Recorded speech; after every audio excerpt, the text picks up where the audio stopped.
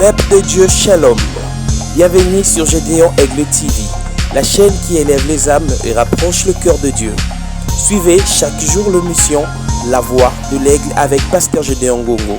Chaque dimanche, vivez nos cultes en direct, ainsi que de moments puissants de prière, d'adoration et de prière prophétique. Restez connectés, Dieu a une parole pour vous. Nous te bénissons pour ce matin. Merci pour la journée que tu nous accordes. Merci pour ce dimanche. Merci pour mon frère. Merci pour ma sœur ici présente. Merci pour ton amour, pour le renouvellement de ton amour dans nos vies. Seigneur, nous voulons t'écouter.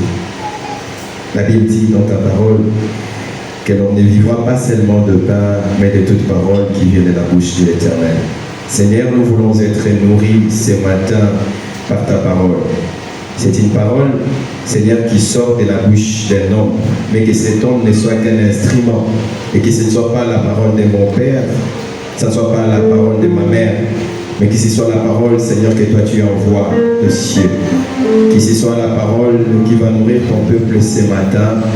Que ce soit la parole qui va nous aider à construire notre destinée. Que ce soit une parole qui va nous aider à construire notre relation avec toi, notre intimité avec toi. Et que ce matin, que ta parole construise nos vies. Seule ta parole, que ta parole soit la lumière qui éclaire nos sentiers, la lumière sous nos pieds, qui nous éclaire pendant la nuit. Soit la colonne de feu, soit la colonne de nuit, qui nous protège contre toutes sortes d'intempéries. Au nom de Jésus. Amen. Est-ce qu'on peut acclamer pour les seigneurs? On peut vraiment acclamer pour les seigneurs. Est-ce qu'on peut manifester notre joie avec les cris? Est-ce qu'on peut vraiment manifester notre joie ce matin? Amen. Alors ce matin, nous allons, j'ai le privilège de clôturer cet enseignement. Je n'ai pas dit qu'on ne va plus prêcher cet enseignement. Je dis simplement que moi, je clôture cet enseignement. Et ça ne regarde que moi. Le lundi, le mardi, peut-être que c'est le prophète qui va le faire. Mais pour moi, je clôture cet enseignement sur la Pentecôte. Nous avions commencé depuis la semaine passée l'enseignement sur la Pentecôte. Et je vous ai fait comprendre que la Pentecôte n'est pas le Saint-Esprit. La Pentecôte, c'est le 50e jour après la Pâque. Et c'est exactement le jour de la Pentecôte que le Saint-Esprit est descendu aux apôtres. Alors, au courant de la semaine, pour ceux qui étaient là, nous avions parlé de pourquoi le Saint-Esprit. Pourquoi le Saint-Esprit? Parce que c'était le rôle du Saint-Esprit. Et le vendredi, j'ai commencé ce nouveau chapitre que j'ai intitulé L'Esprit qui transforme le chaos en destinée. Pour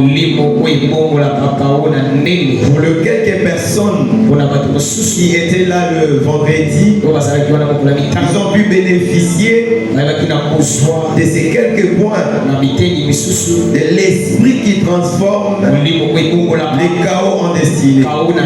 Et comme c'est un enseignement, je ne vais pas sauter, parce que si c'est un enseignement, il faut comprendre tous les chapitres d'un cours pour être en mesure d'en faire une synthèse à la fin.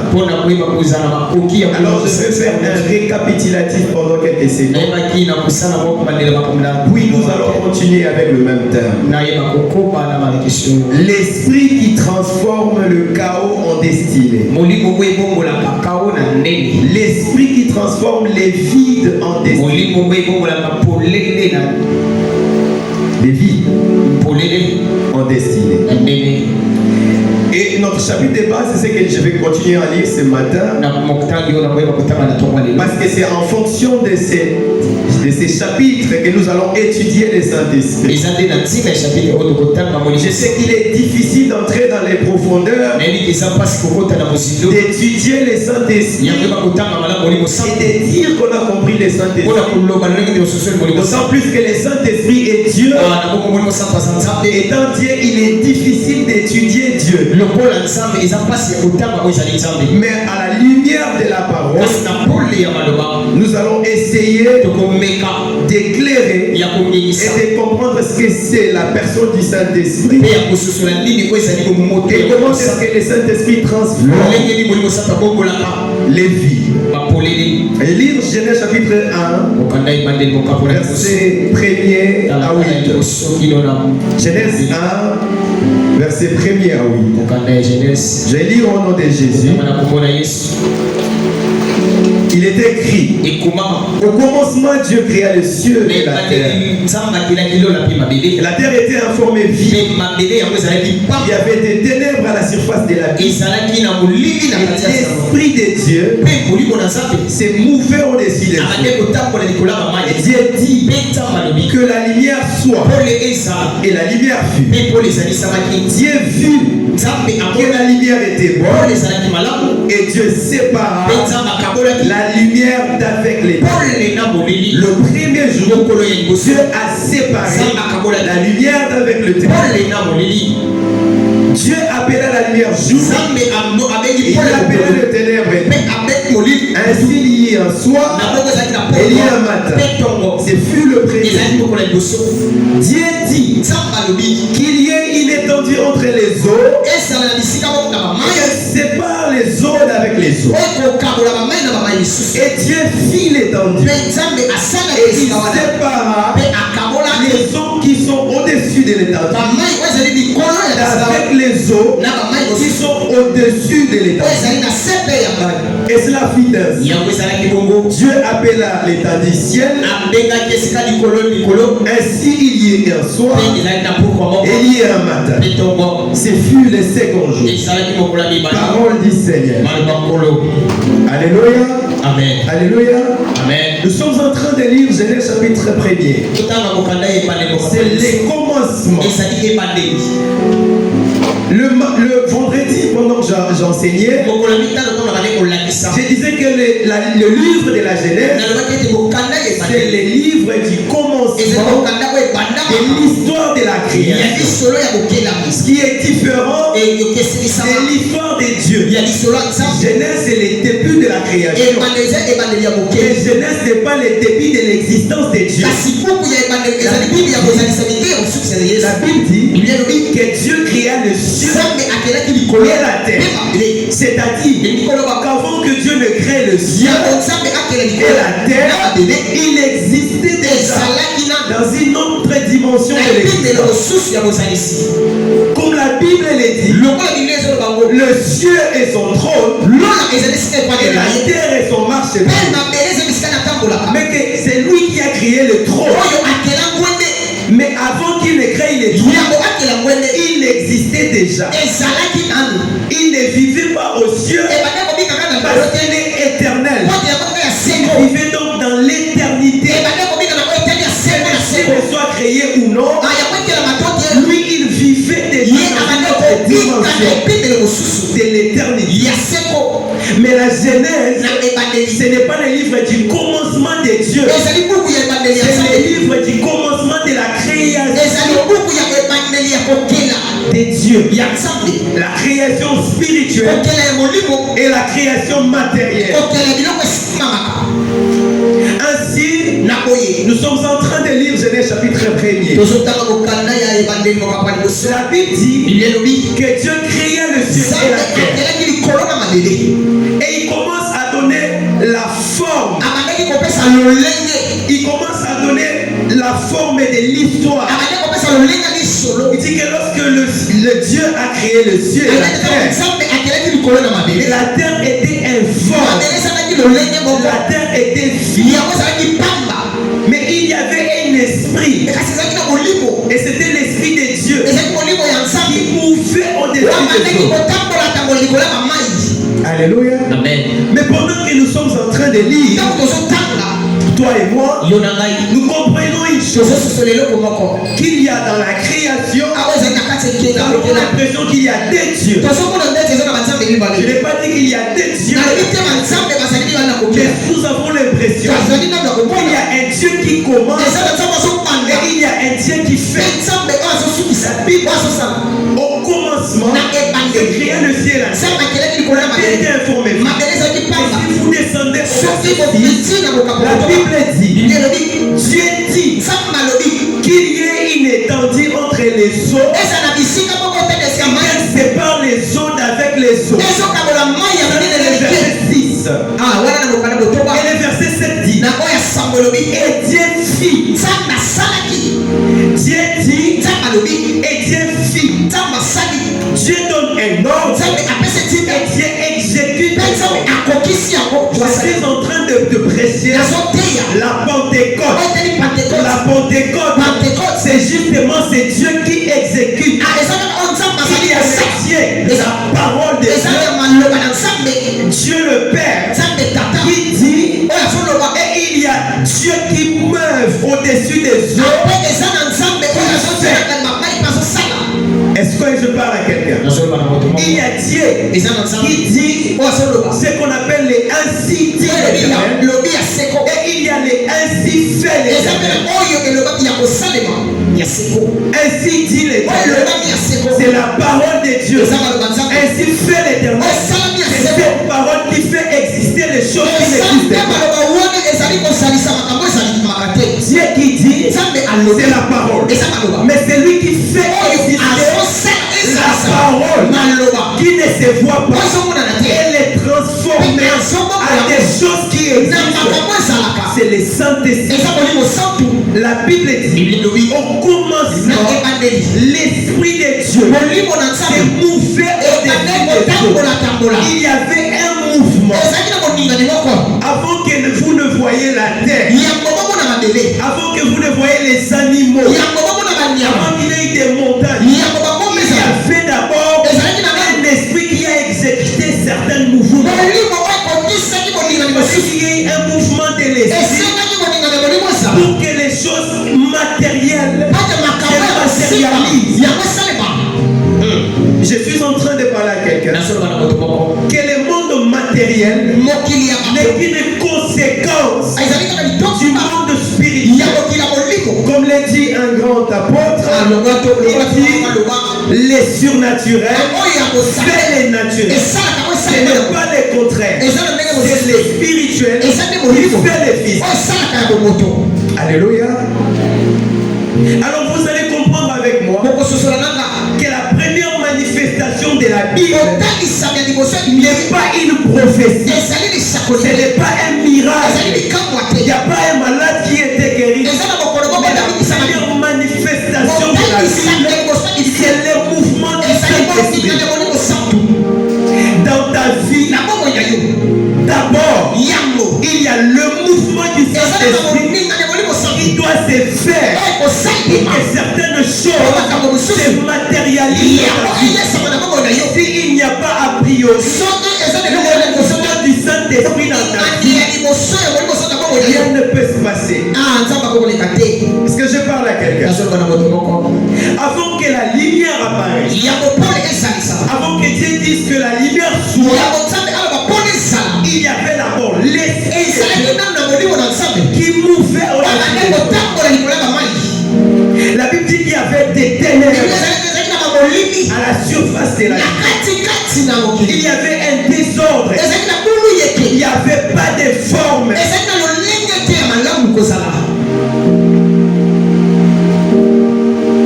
L'Esprit de Dieu s'est mouvé au-dessus. Et la Bible dit, la terre était informée. Il y avait des ténèbres à la surface. Le mot informe. C'est un désordre. C'est quelque chose qui est sans direction, sans identité. C'est la confusion totale. C'est l'instabilité. C'est l'instabilité.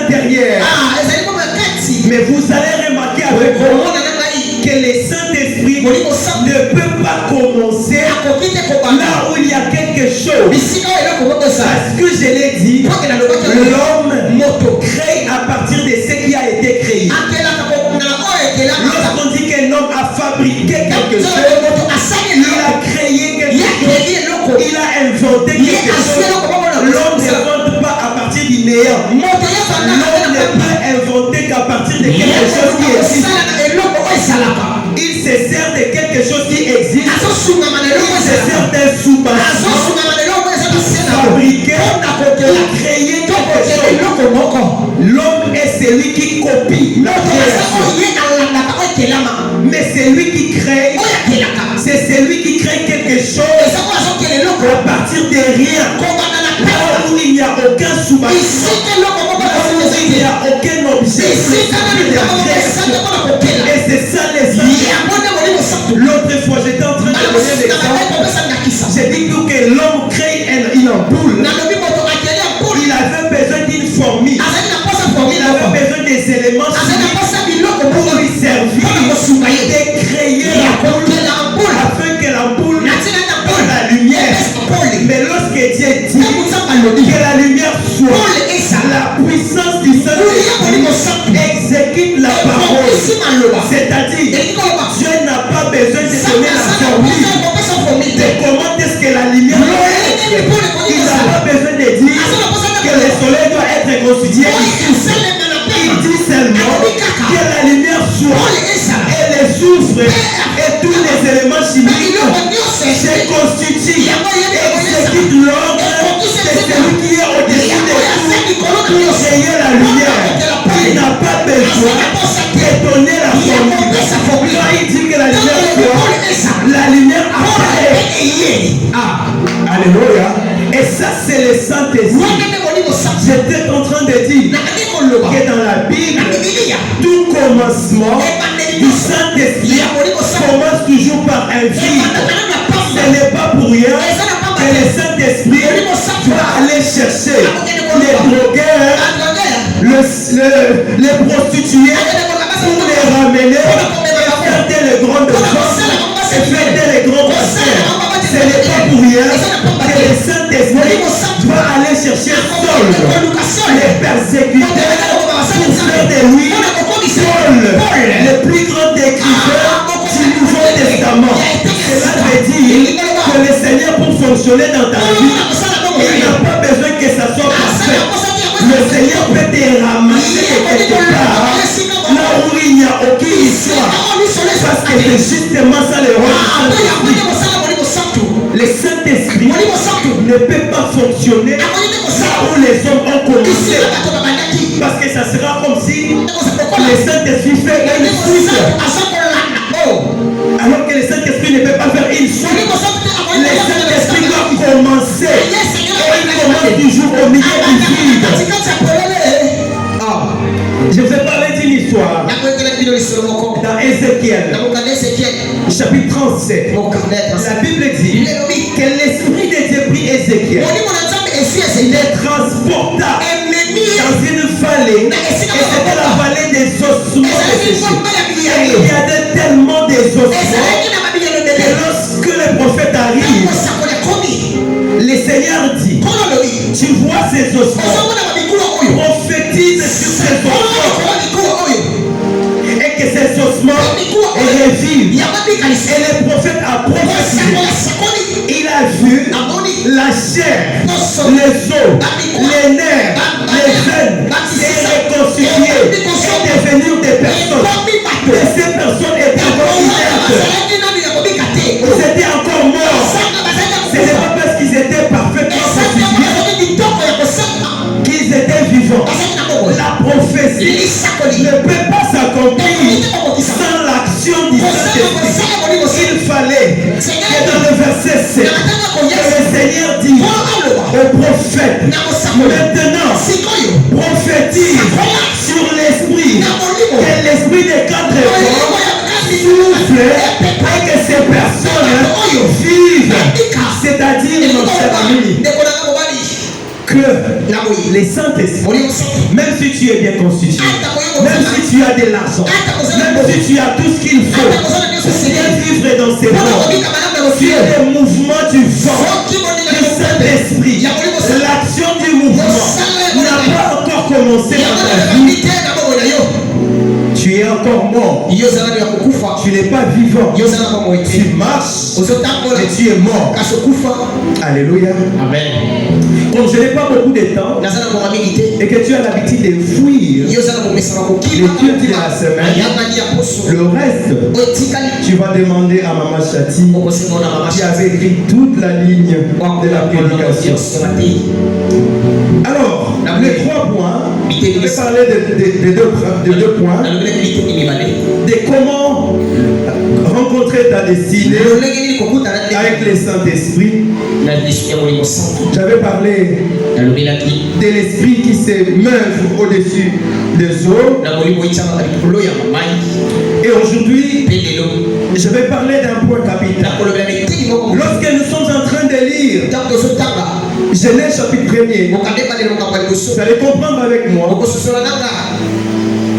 qu'il y a quelque chose que le Saint-Esprit a fait a priori. Dans Genèse 1 chapitre verset 4, la Bible dit Dieu sépara la lumière d'avec les ténèbres. C'est-à-dire le Saint-Esprit dans ta vie, lorsqu'il entre dans ta vie, la première action que le Saint-Esprit va faire, c'est de séparer la lumière d'avec les ténèbres. Le Saint-Esprit est un esprit de séparation. Alléluia. Amen. Si tu as le Saint-Esprit, accepte que quelques amis dans ta vie partent. Si le Saint-Esprit les décide, tu ne peux pas accepter le Saint-Esprit lorsque dans ta vie tu n'acceptes pas certaines séparations. Le Saint-Esprit sépare les saints du prophète. Le Saint-Esprit sépare la vérité du mensonge. Le Saint-Esprit va séparer la chair de l'esprit. Le Saint-Esprit va séparer la lumière de cette ténèbres. Vous voulez la puissance du Saint-Esprit, vous devez accepter la séparation que le Saint-Esprit impose dans votre vie. Parce que le Saint-Esprit est un esprit de sainteté. Il ne peut pas cohabiter avec les ténèbres. Lorsque le Saint-Esprit apparaît, la terre était informe et vide. Et il y avait des ténèbres à la surface de la vie. Et la première chose, la première action que le Saint-Esprit a faite, c'est de séparer le jour et la nuit. Alléluia. Accepte cela. Accepte que dans ta vie, qu'il y ait une séparation. Accepte dans ta vie d'abandonner les mauvaises compagnies. Parce que le Saint-Esprit t'impose la sainteté. Tu ne peux pas marcher avec les Saint-Esprit, avec les ténèbres à côté. Dans les choses du monde, parce que toi tu blagues, il y a des entités spirituelles. Soit tu es avec Dieu, soit tu es avec les diables. Les milieux spirituels n'existent pas. Soit tu as vrai ndogi, soit tu as Jésus. Sinon on oublie à eux. Alors, comme tu dois être avec Dieu, il faut que tu acceptes les conditions que le Saint-Esprit impose dans ta vie. Le Saint-Esprit va séparer la lumière, il va séparer les ténèbres dans ta vie. Certaines ténèbres dans ta vie, c'est parfois la compagnie, c'est peut-être l'ami qui t'accompagne, c'est peut-être le petit copain. Il y a certaines séparations dans ta vie. Ça sera l'imposition du Saint-Esprit. Il va t'imposer à faire certains choix. Donc, te séparer avec certaines entités. La Bible dit, donc dans Galates chapitre 5, marchez selon l'esprit et vous n'accomplirez pas les désirs de la chair. La chair a des désirs. La chair a des désirs. Mais le Saint-Esprit de faire en sorte de ne pas marcher selon les désirs de la chair. Le Saint-Esprit ne cohabite pas avec les ténèbres. Le Saint-Esprit, je l'ai dit, est un esprit de sainteté. Je t'ai amené la différence. Quelle est la différence entre Saint-Esprit et esprit de sainteté? Est-ce que je parle à quelqu'un? Il y a une grande différence. Saint-Esprit, esprit de sainteté. Il y a une grande différence. Le Saint-Esprit est Dieu. D'accord. L'esprit de sainteté est une entité spirituelle qui accompagne les Saint-Esprit. C'est comme si le Saint-Esprit était l'esprit de paix. Ça ne lui enlève pas le fait qu'il soit Saint-Esprit. Le Saint-Esprit est un esprit de feu. Mais il reste Saint-Esprit. Sa dénomination numéro 1, c'est le Saint-Esprit. C'est comme dire Jésus-Christ. Jésus-Christ est là. Ce n'est pas une portion de Dieu, mais c'est Dieu qui se fait chair. C'est comme dire Elohim, Dieu éternel. Cela ne veut pas dire qu'il est différent du Saint-Esprit. C'est Dieu, le Père, en parole. Dieu éternel.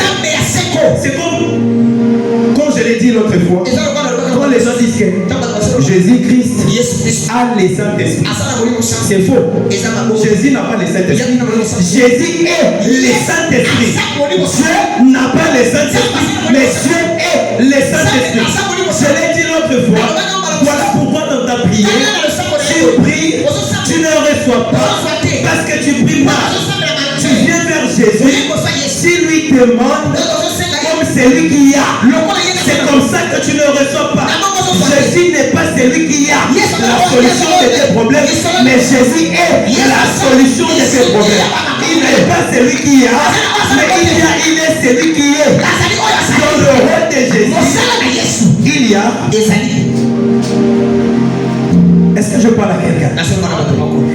Jésus-Christ a des fonctions. Dieu a des fonctions. Le Saint-Esprit a des fonctions. Et les trois personnes en font qui? Et les trois personnes sont omniprésentes, omniscientes et omnipotentes. C'est lui qui est omnipotent, c'est lui qui est omniscient, c'est lui qui est omniprésent. N'a pas, mais il est. Quand tu cherches l'argent, tu demandes l'argent à Dieu. Ne demande pas l'argent comme celui qui a de l'argent pour te donner. Mais demande comme celui qui a de l'argent. Est-ce que je parle à quelqu'un?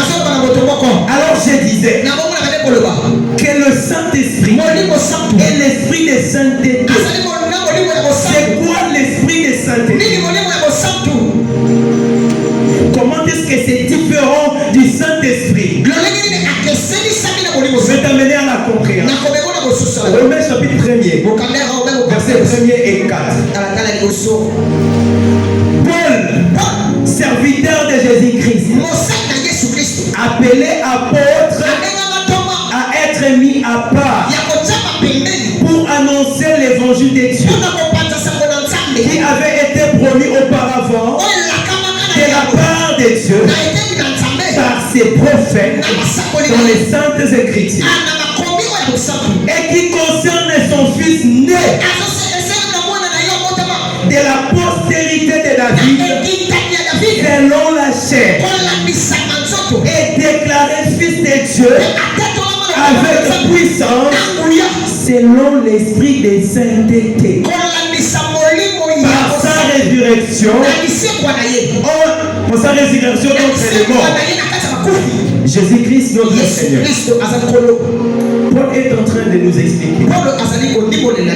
Il dit que Jésus-Christ, qui a été annoncé par les prophètes, il est né fils de Dieu et il est né fils de l'homme. Il commence d'ailleurs par dire, il est né fils de David par la chair et fils de Dieu, déclaré après sa résurrection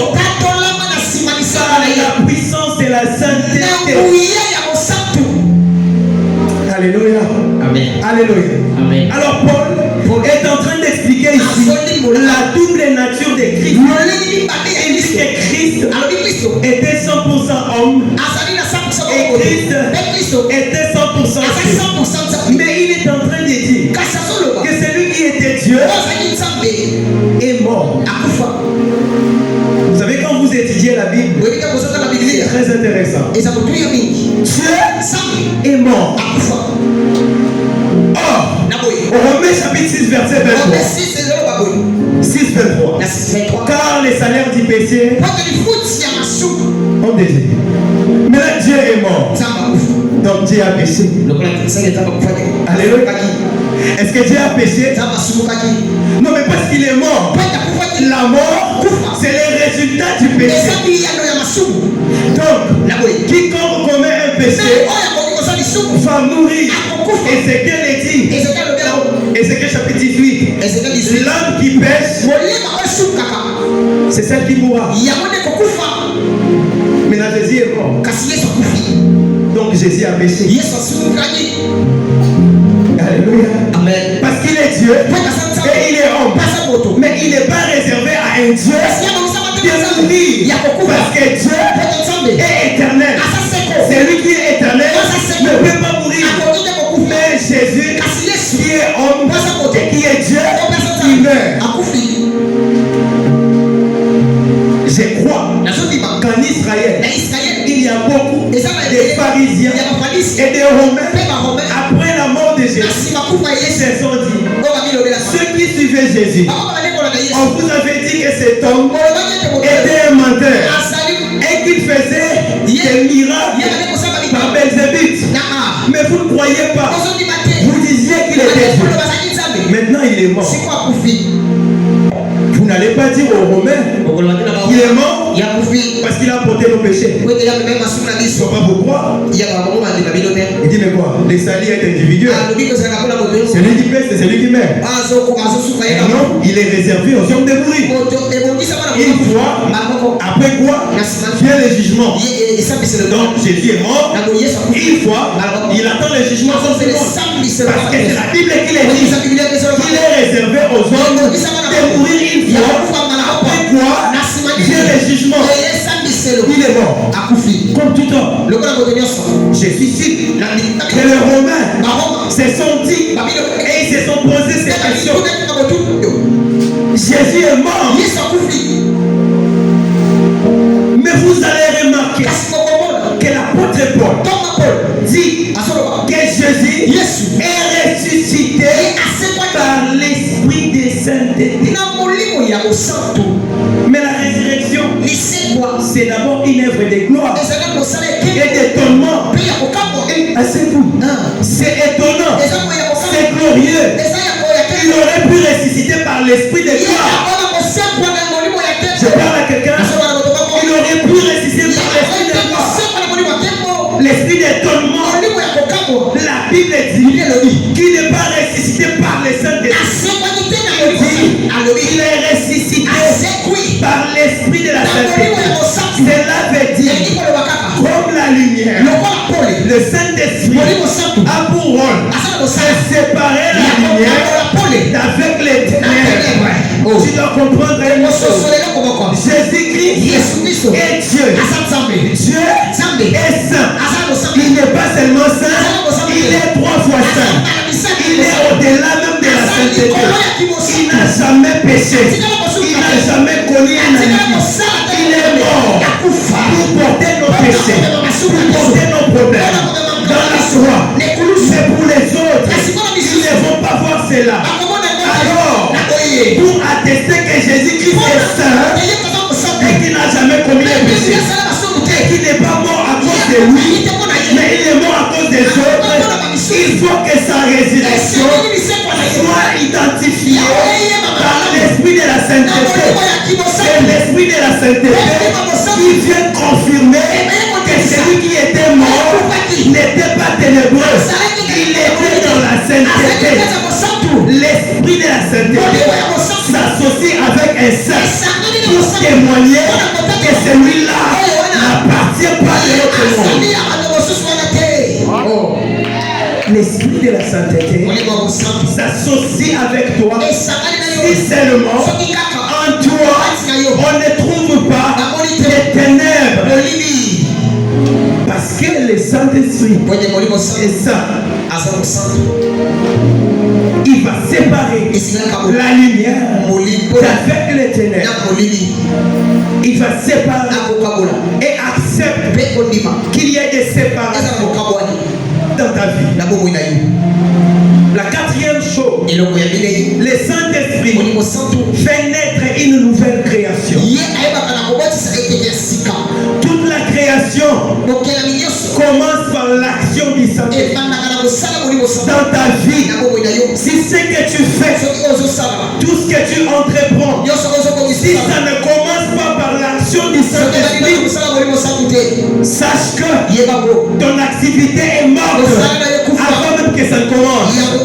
Si dans ton travail, tu commences ton travail sans l'action du Saint-Esprit, sache que ton travail est mort.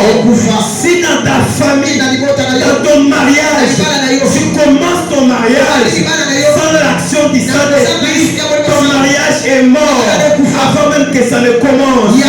La Bible dit qu'une femme sage bâtit sa maison, mais la femme insensée la détruit et ses propres mères. Homme de Dieu, cela ne veut pas dire que la femme insensée n'a pas bâti la maison. La femme insensée a aussi bâti. La femme sage a bâti. La femme insensée a aussi bâti. Mais à la différence, parce qu'on ne peut pas détruire ce qui n'a pas été bâti. Il faut qu'il y ait d'abord ce qui a été bâti pour la détruire. La femme insensée, c'est cette femme qui va dans les mariages. C'est son mariage qu'elle a bâti mais qu'elle a détruit. La femme sage, c'est celle qui est allée au mariage et qui continue à respecter les principes du mariage pour maintenir son mariage.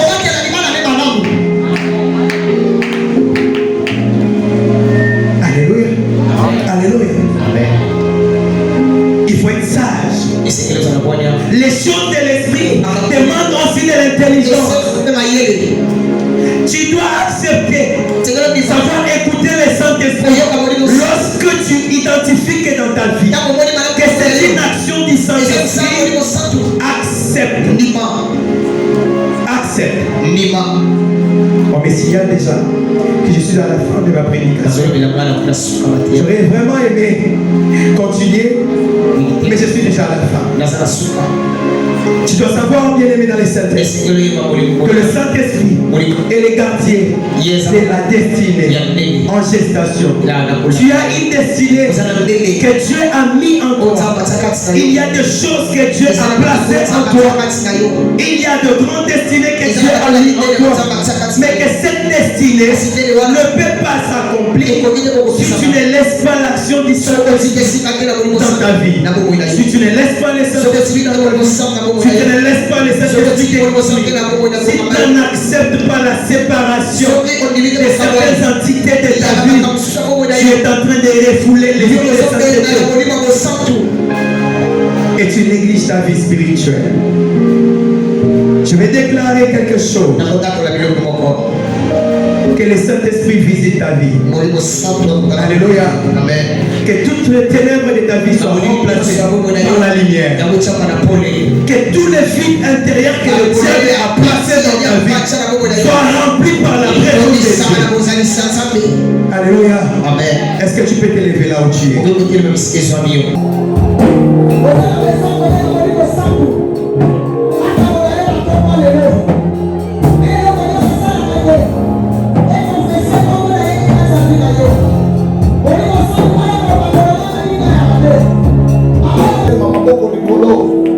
Par le Saint-Esprit, le Saint-Esprit,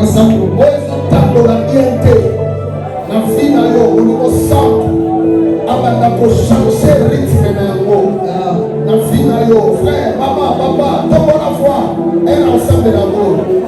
Prie le Seigneur, ça sera l'amour.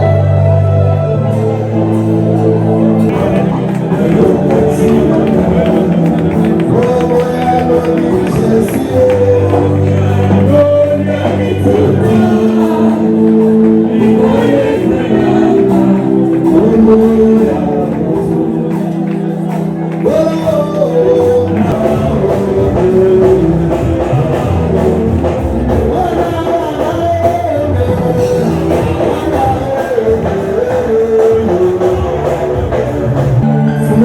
combien? Ensemble,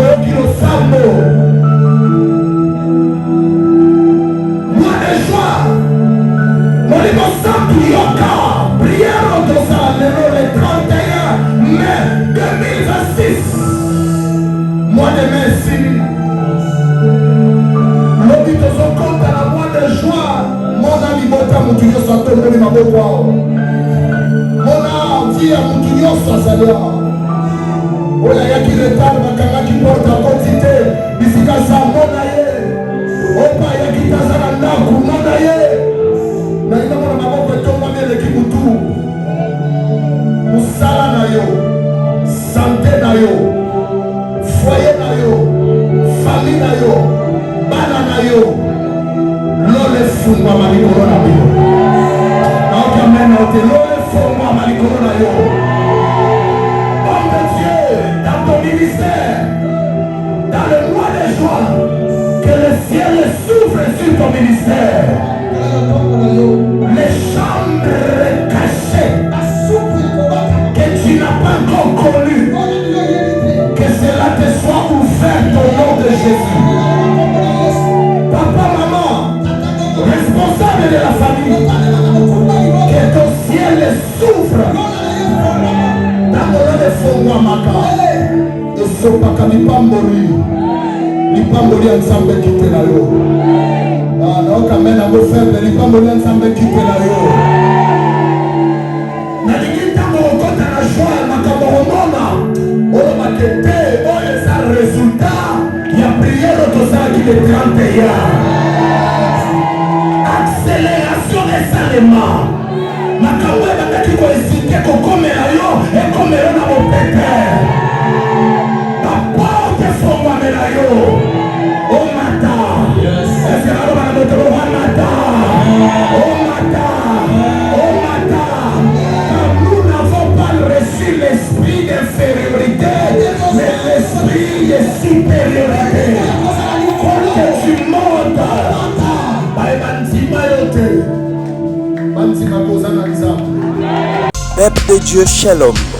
Bienvenue sur Gédéon Aigle TV, la chaîne qui élève les âmes et rapproche le cœur de Dieu. Suivez chaque jour l'émission La Voix de l'Aigle avec Pasteur Gédéon Ngongo. Chaque dimanche, vivez nos cultes en direct, ainsi que de moments puissants de prière, d'adoration et de prière prophétique. Restez connectés, Dieu a une parole pour vous.